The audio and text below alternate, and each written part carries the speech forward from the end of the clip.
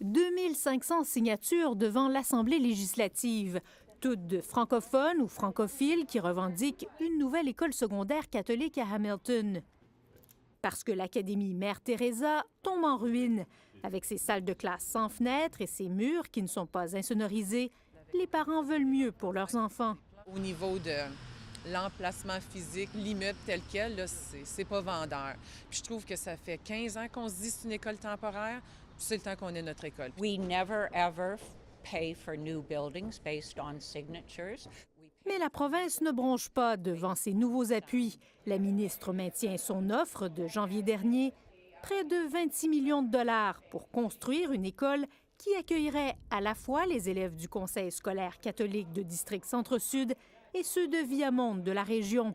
Une cohabitation comme il en existe ailleurs, où on partage certains locaux en gardant l'identité de chaque école. Une option que refusent les parents catholiques de Hamilton et l'opposition. C'est mieux si tu peux voir les écoles séparées.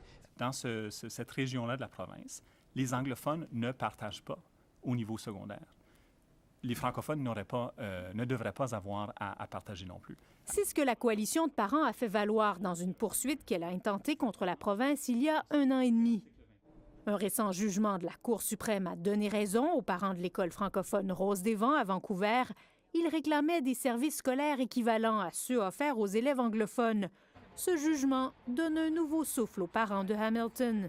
Comme franc-ontarien, on dirait qu'on se bat toujours pour avoir nos droits, puis c'est quoi, je lâcherai pas là-dessus. Le groupe espère que la Cour supérieure tranchera en sa faveur dans la prochaine année. Ici Juliane Lamoureux, Radio-Canada, Toronto.